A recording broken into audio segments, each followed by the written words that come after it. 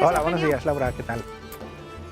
Usted es uno de los propietarios de este castillo. Así es. ¿Y esto supone más satisfacciones o más preocupaciones? Supone mucho esfuerzo, sobre todo, pero bueno, también supone bastantes satisfacciones y bueno, la verdad es que a todos los miembros de la familia nos encanta venir y nos encanta este sitio. Lo digo porque mantener este castillo pues tiene que suponer un dinero económicamente. Bueno, es un dinero y también es un esfuerzo humano. De hecho, nosotros en el 2003 decidimos hacer la fundación precisamente para establecer como uno de los fines la preservación del edificio y de las colecciones que alberga en su interior. Aparte de otras finalidades, otras funciones, aparte de preservarlo, difundir la colección, difundir la obra y el legado de Eugenio Fontaneda, que era mi padre. Uno de los castillos mejores conservados. Sí. Sí, bueno, es un castillo que se restauró en 1960. Antes de comprarlo mi padre, el castillo estaba en un estado lamentable. Todos los cimientos estaban dañados porque habían hecho bodegas a finales del siglo XIX que dañaban la cimentación del edificio. De hecho, la cuarta torre, en la parte trasera, una de las torres, se cae en los años 20. Y luego lo que es toda esta estructura, bueno, sí que quedaba toda la estructura de piedra en muy mal estado, pero en los años 50 lo que hacen es expoliar y quitar todos los elementos de madera. Y ahora tanto usted como su familia veranean aquí también. Sí, pasamos una temporada, aparte que es necesario porque tiene una finalidad, es un castillo que está vivido y nosotros cuando estamos aquí supervisamos y detectamos los problemas que pueda tener y las posibles obras que haya que hacer. Y además está abierto a los turistas. Sí, son visitas de grupo, son visitas guiadas.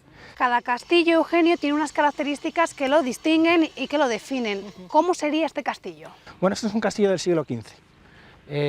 ¿Con esto qué quiero decir? Que es un castillo que, bueno, aparte de ser fortaleza, sigue manteniendo todos los elementos militares. Hay una barrera exterior que, bueno, sirve para tal fin, y luego pues son los muros anchos y, bueno, hay una serie de ventanas y de saeteras que son para disparar proyectiles.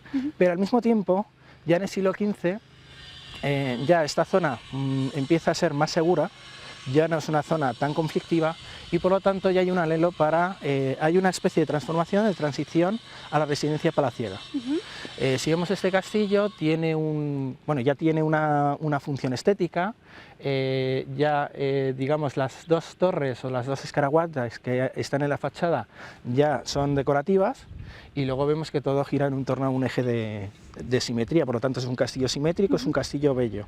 Eso también se nota en el interior, o sea, ya no es un edificio militar, sino que aparte de tener esa finalidad, tiene también una finalidad de vivienda, por lo tanto hay unas salas nobles que lo que sirven es para dar cobijo a su señor.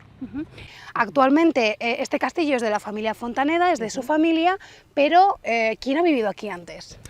Antes, bueno, este castillo se construye a lo largo del siglo XV y esto es debido a un hecho histórico. Antes había otro edificio, las documentaciones hablan de otro edificio de tracería gótica, pero en el siglo XV, en 1419, Juan II de Castilla concede el mayorazgo. ¿Esto qué quiere decir? Antes esta propiedad era de uso real y lo daban en usufructo por pago a favores a ciertos nobles. Cuando se concede el mayorazgo, eso quiere decir que esto pasa a pertenecer a una familia y que esa familia, más que una familia, un linaje, y eso quiere decir que van pasando de padres a hijos. Entonces esto se concede a la familia Herrera, luego pasa a pertenecer a la familia Ayala hasta que al final del siglo XVI, principios del XVII, que pasa a pertenecer al duque de Lerma. Eugenio, vamos a ir entrando en el castillo si nos lo permite. Sí, por supuesto. Cuando dice a sus amigos que tiene un castillo, ¿qué le dicen? Bueno, no suelo decirlo mucho, no me suelo prodigar por ahí diciéndolo mucho, pero bueno. Llama la atención, me imagino. Sí, llama la atención. La gente no se lo cree. La gente no se lo cree, hasta que vienen y ven esta maravilla. Sí. Este castillo señorial típico castellano. Pues pasamos.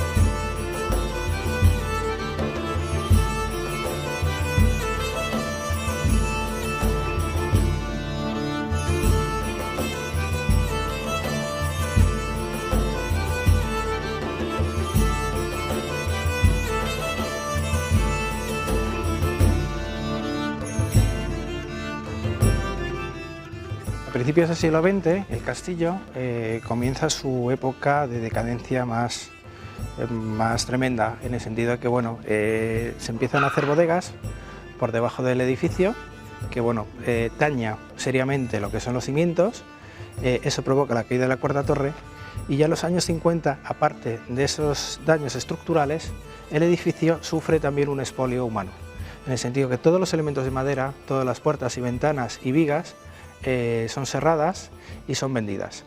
El castillo ya a finales de los 50 ofrece un panorama desolador, y es en 1960 cuando Eugenio Fontaneda, mi padre, compra el castillo con la intención de devolverlo a su antiguo esplendor.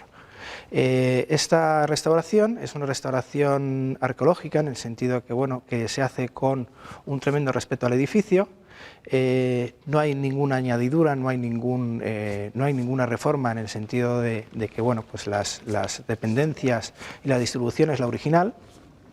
Y bueno, se hacen una serie de etapas. La primera etapa es consolidar el edificio, consolidar los cimientos con la adquisición de 19 bodegas y la inyección de escombros para volver a consolidar el edificio.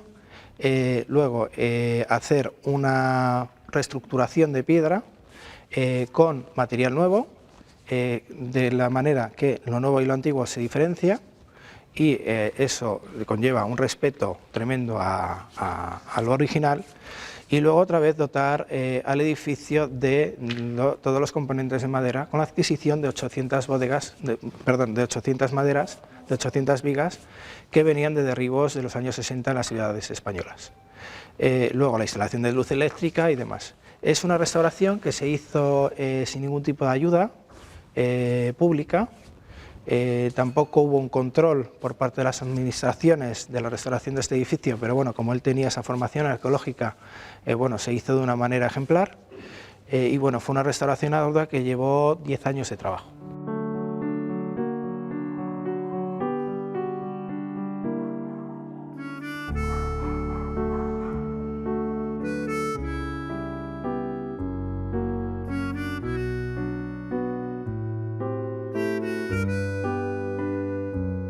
Eugenio, ¿y cómo se distribuye este castillo? Bueno, nosotros actualmente ahora mismo estamos en el patio de armas. Esto es un poco uno de los elementos que yo explicaba por qué esto era un castillo señorial, porque era un castillo palacio, porque ya tenemos un patio en el interior, que bueno, ya las imágenes hablan por sí solas, es un patio bello por sí mismo. Por lo tanto hay una búsqueda de la estética. Entonces, lo que es la distribución del edificio, el edificio consta de 27 salas.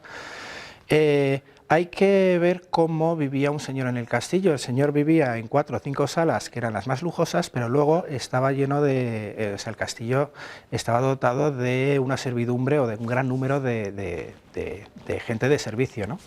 Lo que es este patio, la planta de abajo, que es lo que luego vamos a ver, sala por sala, eran las zonas de servicio. Por lo tanto, en esta parte tenemos las cuadras, las antiguas caballerizas, luego tenemos zonas de almacenamiento o zonas de servicios, donde había servicios de herrería o servicios de almacenamiento, y luego en esta parte, en este ala, tenemos lo que nosotros llamamos la sala de la tropa, que eran las antiguas cocinas del castillo, donde ahora lo veremos. Hay una gran chimenea, que era donde salían, bueno, donde se ponían todos los fogones y los espetones, y también era la sala después por la noche donde se daba cobijo a toda la guarnición del castillo, a toda la tropa. Hay también mazmorras. Hay también mazmorras y demás. Eso, bueno, en el piso de arriba, digamos que es la estancia noble, es la estancia donde está el señor.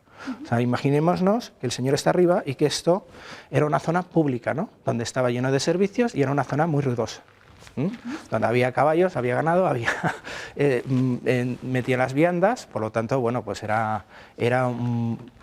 había mucho más ajetreo de lo que vemos ahora. Por lo tanto, arriba están todas las zonas, digamos que hay 2 salas grandes y luego está el dormitorio principal, y luego la zona de la galería, que era donde también se hacía bastante vida, y luego allí tenemos, ahí en el fondo, tenemos la torre del homenaje. La torre del homenaje es, como decirlo, como una especie de búnker en la actualidad. En el caso de peligro se metían allí. ¿Qué tiene esa torre del homenaje? Tiene unos muros más gruesos, y era la zona digamos, la más difícil de asaltar. En la parte de abajo que tú me preguntabas por las mazmorras, ¿sí? Bueno, están ahí, están en la base de ese edificio, que es, digamos, la parte más resguardada, donde tenían a los prisioneros. Supongo, Eugenio, que cuando uno es niño llama la atención las mazmorras. Sí, sí, sí, y da miedo. Y da miedo, ¿no? ¿También asusta? Sí, asusta un poco. Vemos diferentes tonos en la piedra. Sí. Esto, bueno, tiene la diferencia de tonos es por la restauración que se hizo en 1960. Como ya decía, la estructura de piedra quedaba bastante, pero también estaba muy dañada. Sobre todo en la parte del patio se empezaron también a desmontar arquerías. Por lo tanto, se ve, o sea, hay un anhelo para diferenciar lo antiguo de lo nuevo.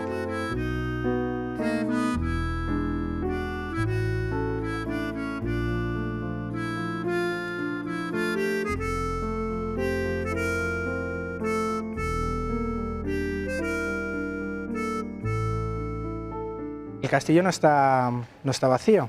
El castillo alberga una colección que hizo el restaurador de este castillo con su mujer, que bueno, se puede ver en la visita ordinaria. Esta colección, bueno, mi padre empezó con 14 años y bueno, es una colección muy variada. Que bueno, ahora os lo enseñaré y lo veremos. Las primeras piezas con las que el visitante se encuentra están en torno al patio de armas. Son una serie de escudos. Este en concreto es un escudo muy especial, es un escudo del siglo XVIII, que es de la Santa Inquisición. El resto de los escudos bueno, provienen de casas de la zona que fueron derruidas, por lo tanto los escudos rescatados.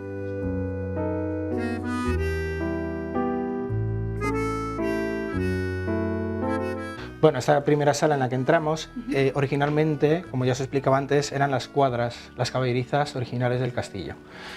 Ahora mismo alberga la parte de la colección que nosotros llamamos arte sacro. Son una serie de esculturas del siglo XVI y del siglo XVII, elementos que se utilizaban para la liturgia católica, y luego aquí tenemos como objeto curioso una caja de caudales medieval que se encontró en una casa de León, en el que bueno, podemos encontrar el sistema de cerradura medieval. Es curioso porque era un sistema de 3 llaves, por lo tanto cada alto funcionario tenía una llave para ponerse los 3 de acuerdo y acceder a los caudales públicos. Bueno, proseguimos con la exposición de arte sacro y nos encontramos con la joya de la colección. Es un conjunto escultórico de madera de nogal que se le atribuye al artista Juan de Ancheta. Juan de Ancheta, que trabaja en la segunda mitad del siglo XVI por esta zona, sobre todo por la zona de Burgos, conoce ya bien la obra de Miguel Ángel, a través de su maestro, Gaspar Becerra, que hace un viaje a Roma en 1553. Por lo tanto, en este conjunto vemos que la Virgen se parece mucho a la Piedad de Miguel Ángel. Y también hay un hecho muy curioso en la historia del arte en esos años, y es que se descubre el Laoconte en la Domus Aurea de Nerón, que son las propiedades del Vaticano en ese momento. Por lo tanto, los ladrones ya anteceden al barroco y presentan esa torsión que lo sacan de esa escultura de Laoconte, ese retorcimiento ese. Sin embargo, el Cristo tiene un canon mucho más clásico. Supongo, Eugenio, que esta sala al turista, al visitante, le tiene que llamar mucho la atención. Sí, muchísimo. Sí, aparte con esta pieza, bueno, se quedan aquí entusiasmados, ¿no? Se quedan pasmados cuando entran en esta sala. ¿Cómo cambian los tiempos, no? Hace ya muchos años estas eran las cuadras, albergaban a diversos animales y ahora se ha convertido en una joya. Sí. Llena de arte. Aparte, bueno, son unas salas espectaculares, ¿no? Para exposición. Vemos también el resto de esculturas que son de escuela castellana, muchas de ellas de madera policromada, excepto la escultura de Juan de Ancheta, y bueno, son de diferentes épocas también.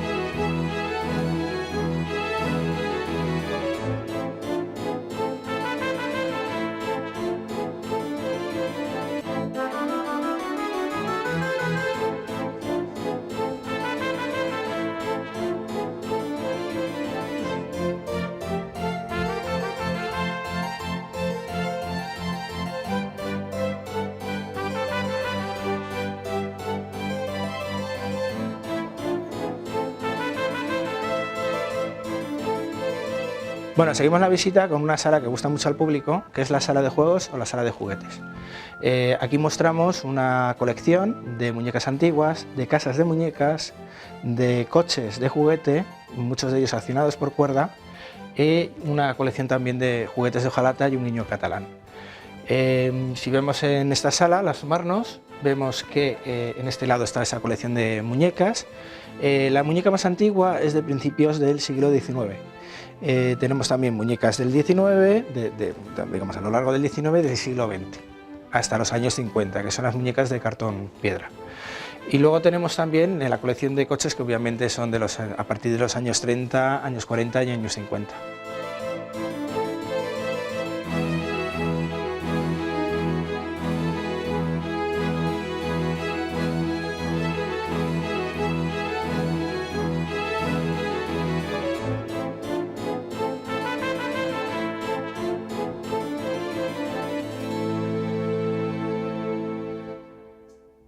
¿Y dónde estamos ahora, Eugenio? Bueno, ahora estamos en las salas de arqueología.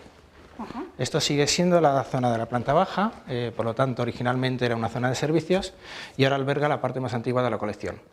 Tenemos piezas de la edad de hierro hasta la edad visigoda, pasando por la romana. Esta primera vitrina, por ejemplo, es una colección importantísima que ya estaba formada, fue una colección que se compró formada, era la colección Simón Nieto, de Palencia. Son todos objetos de la necrópolis de Palencia, encontrados allí y que bueno, se relacionan directamente con los ritos funerarios romanos. Por lo tanto, tenemos figuras de divinidades romanas, tenemos las vasijas de Terra Sigillata, tenemos una cabeza de Venus y tenemos luego objetos que se hacían, bueno, que acompañaban a los cuerpos romanos. También tenemos una importante colección de vidrios. Esta siguiente colección es una colección que proviene de Burgos, que también se compró íntegramente, y es la colección Monteverde. Este es un personaje del siglo XIX, que bueno, esta colección es más variada, ¿no? Tenemos objetos visigodos, como tenemos esa fíbula en forma de águila, tenemos objetos romanos, como es esa figurita de Hermes, y luego tenemos también objetos celtíberos, como son estas espadas. Y esta colección de fíbulas, también visigodas, por lo tanto es una colección muchísimo más variada y con unas procedencias más amplias. Justo a continuación tienen otra sala. Sí. ¿Qué podemos encontrar allí? Aquí ahora mismo, por ejemplo, lo primero que encontramos en primer término son dos piedras,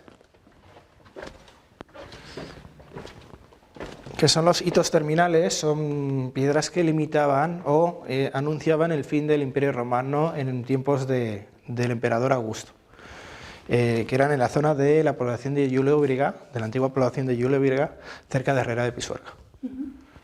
Luego tenemos como objeto importante esta Tesera Hospitalis, que estuvo bastantes años en el Museo Arqueológico de Palencia. De hecho, bueno, este museo restauró la pieza y se puede encontrar allí una réplica de la misma pieza, que bueno, será una de las piezas más importantes de la arqueología de la provincia. Y luego, para terminar, tenemos también otras dos vitrinas con diversos objetos de la edad de hierro. Todos estos objetos fueron estudiados y han sido publicados por la Universidad de Valladolid, por el Departamento de Arqueología.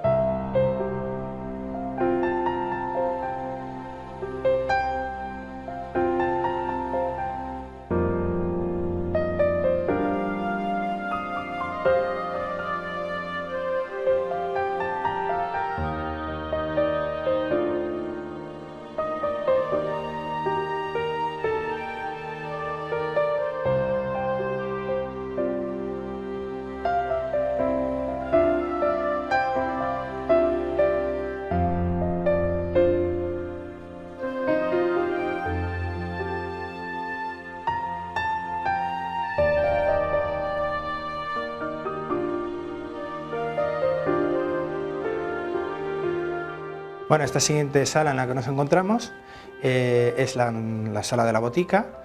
Esto, bueno, se recrea una sala de botica porque antes en castillos y monasterios había este tipo de salas, ¿no?, dedicadas a la medicina. En este anaquel, bueno, tenemos una serie de objetos relacionados con el mundo de la farmacia, una colección de cerámica, la mayor parte de ellos provienen de Talavera de la Reina, que eran los botámenes para almacenar los diferentes medicinas o hierbas, lo que fuera. También tenemos una colección de vidrios que vienen de la fábrica de la granja. Luego aquí en este mostrador central tenemos también bastantes objetos relacionados con el mundo de la medicina. Y nos encontramos finalmente en esta parte con este sillón, que es un sillón de finales del 17, principios del 18, que es un sillón de cirujano. Aquí era donde hacían sus intervenciones y donde asistían a los partos. Ese sillón, bueno, tenemos aquí, mostramos una ilustración de la época, es una reproducción, en la que, bueno, se explica las diferentes formas de hacer las amputaciones y de hacer los muñones. Y vemos que hay un sillón de similares características. Impresiona, ¿eh? De hecho, tenemos ahí, en una parte del anaquel, tenemos las sierras con las que se hacían esas amputaciones.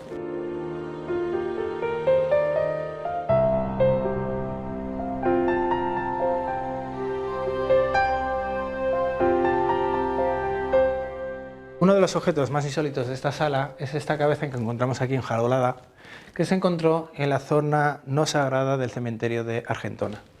Los estudios informan que es una cabeza de una mujer joven de 20 años, de finales del 18, que fue ajusticiada por la Santa Inquisición por brujería. O sea, que esto es auténtico. Sí.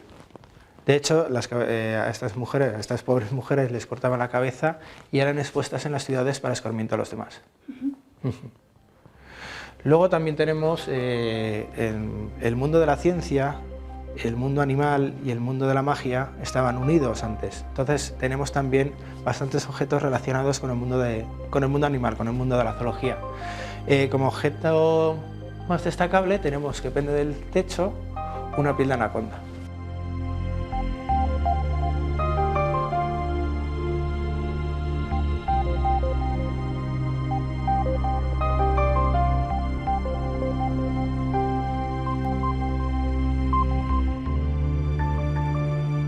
Terminamos la exposición de la farmacia con una reproducción de una chimenea para albergar un alambique original y una colección de morteros y diversos objetos también relacionados con el mundo de la farmacia y de la medicina. La siguiente sala en la que vamos a visitar es la sala de armas. Aquí hay una exposición de armas del siglo XIX a principios del siglo XX. Hay una evolución en las vitrinas, empezamos con las armas de pedernal para terminar con los revólveres finales, que son de finales del 19 y principios del 20. Aquí tenemos la famosa Colt americana. Tenemos en el centro de sala también un conjunto de fusiles que son del ejército español, una serie de elementos también de uniforme, utensilios para la pólvora, espuelas y demás. En los muros tenemos un conjunto de armas blancas. Estas precisamente son las armas que vienen de Filipinas, que eran los piratas del Mindanao del siglo XIX.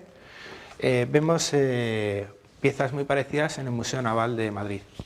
Tenemos ahí una panopla de esgrima, justo encima de la cabeza, toreada por Marcial Aranda. Y luego tenemos el conjunto de sables, el resto de sables que son del ejército español. Destacamos también en esta sala un conjunto de instrumentos musicales. Tenemos el clásico chotis justo detrás de esta montura.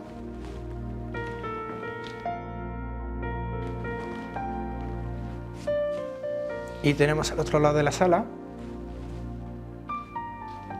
un organillo austriaco que tiene más de 60 tubos y una colección de aristones, que eran instrumentos fabricados a mediados del siglo XIX en Austria. Los aristones no tuvieron mucha vigencia, mucho éxito, porque pronto, ya a principios del siglo XX, llegaron los primeros fonógrafos de Edison.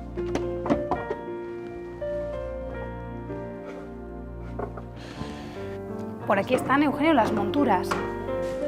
Sí, las monturas, todas ellas, excepto dos, provienen de México y eran monturas para uso campestre, para ganadería.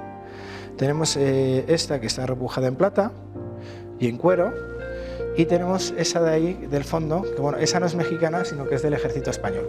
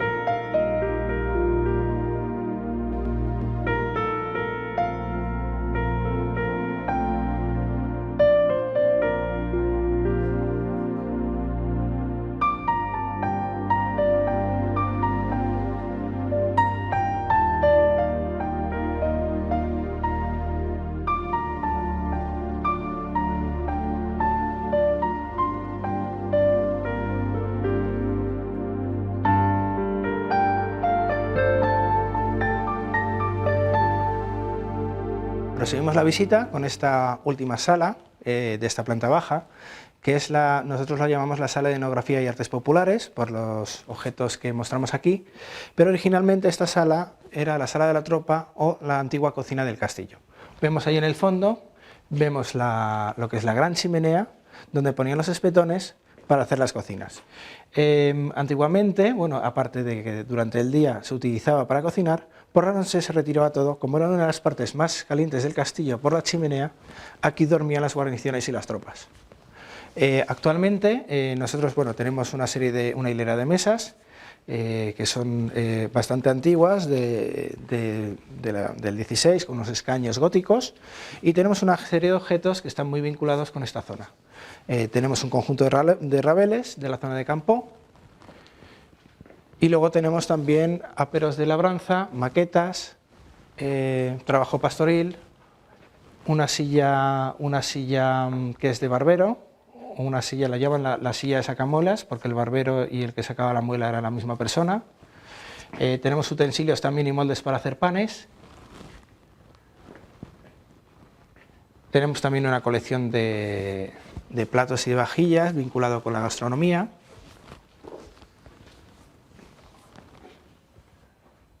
Y concluimos con una pieza que es bastante insólita. Esto es un invento americano del siglo XIX que servía para diseminar el grano para sembrar, para hacer la siembra.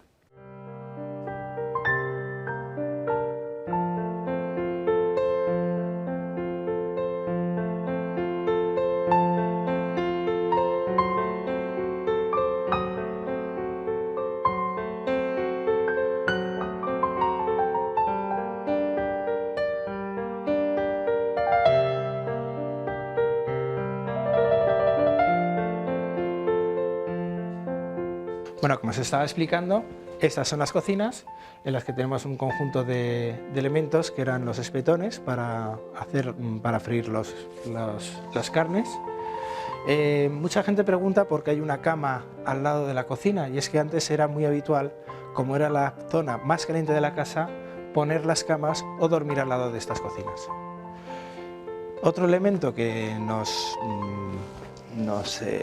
informa que esto eran las cocinas es esta especie de desagüe o esta especie de nicho en la que aquí lo utilizaban para manipular los elementos con agua. Por lo tanto, ahí hay un agujero que se ve mal porque hay bastantes objetos que servía de desagüe. Tenemos también una muestra de una colección de matraques y barracas que se utilizaban en Semana Santa, y una colección de llamadores de puerta. Son góticos y tienen forma de animales.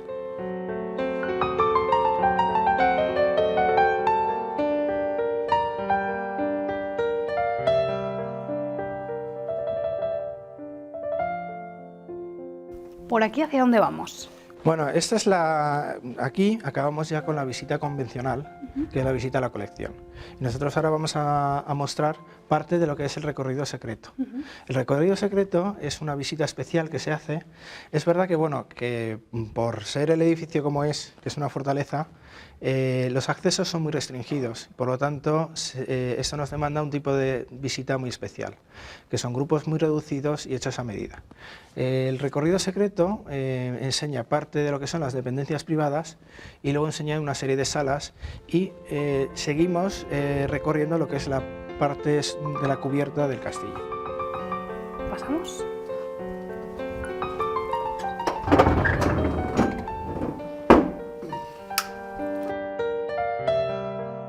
Estamos accediendo a la torre del homenaje. Estamos accediendo a la torre del homenaje. Esto es lo que os explicaba antes, que era como una especie de búnker, ¿no? Que era donde se retiraba el señor en caso de amenaza exterior. Vemos que tiene un grosor de muros que es mucho más ancho de lo que es el resto del edificio. Y bueno, se aprovechó también esta parte, que son los accesos a las mazmorras, para hacer una exhibición de arte medieval. Tenemos una serie de objetos, son cruces procesionales, y tenemos una serie de esculturas también románicas y góticas. ¿Estas escaleras, Eugenio? Estas escaleras, bueno, son escaleras modernas. El acceso a las mazmorras, porque estamos justo encima de la estancia de las mazmorras, el acceso original era este. Era este que está justo al otro lado. Efectivamente. Entonces aquí metían a la persona en cuestión, al preso en cuestión, se sentaba en esa barra, le metían mediante este rodillo, mediante la cuerda, lo dejaban ahí abajo y ahí se quedaba.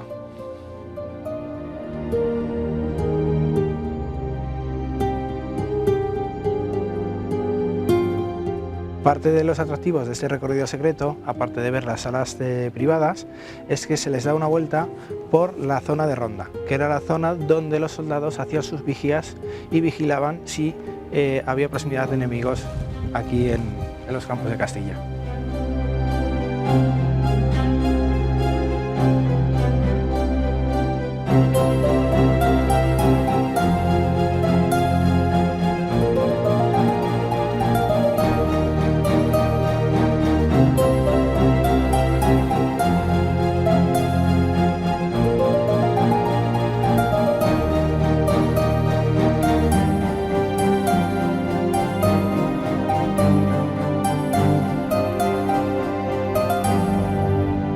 Pasamos a la biblioteca,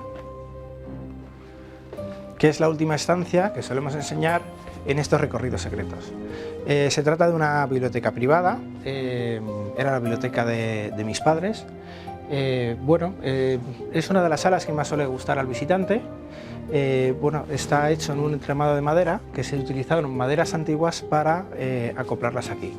Y luego sí que tenemos una colección de libros antiguos, sobre todo del siglo XVI, siglo XVII y siglo XVIII, que se combinan con libros modernos, de consulta moderna, puesto que es una biblioteca viva, es una biblioteca vivida.